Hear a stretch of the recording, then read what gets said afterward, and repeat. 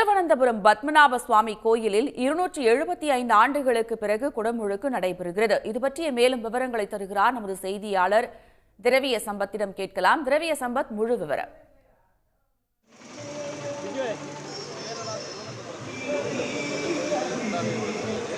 கோயில் 2000 ஆண்டுகள் பழமையான கோயில்களில் 108 திவ்ய தேசங்களில் ஒன்றாக இக்கோயில்களுக்கு பல்வேறு மாநிலங்களில் இருந்து பக்தர்கள் வருகின்றனர்.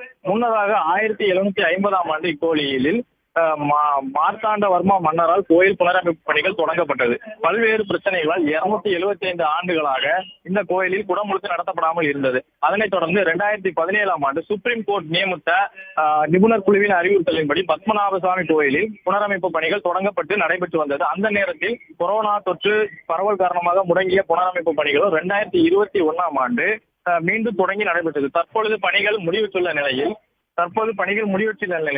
நடத்தப்பட முன்னதாக சில மாதங்களுக்கு முன்பு கோயில் நிர்வாகம் அறிவிக்கப்பட்டது. அதனைத் தொடர்ந்து மூலவர் சந்நிதியின் மேல் உள்ள கோபுரத்தில் 3 புதிய கலசங்கள், சந்நிதியில் ஒற்றைக்கால் மண்டபத்தில் 3 ஒரு கலசம் என உள்ளிட்ட 4 கலசங்களில் இன்று குடமுழுக்கு நடத்தப்பட்டு வருகிறது. அதனைத் தொடர்ந்து புதிய விஸ்வசேனன் சிலை பிரதிஷ்டை, கோவில் திருவம்பாடி ஸ்ரீகிருஷ்ணர் சந்நிதியில் அஷ்டபந்த கலசம் அமைத்தல் உள்ளிட்ட பல்வேறு நிகழ்ச்சிகளும் நடைபெற்றுக் கொண்டிருக்கிறது.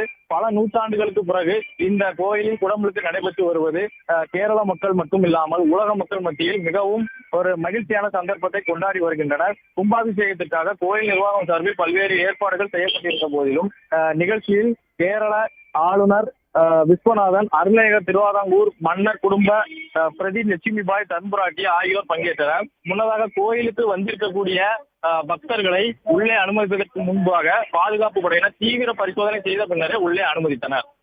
உடனுக்குடன் செய்திகளை தெரிந்து கொள்ள சன் நியூஸ் பெல் ஐகானை கிளிக் பண்ணுங்க.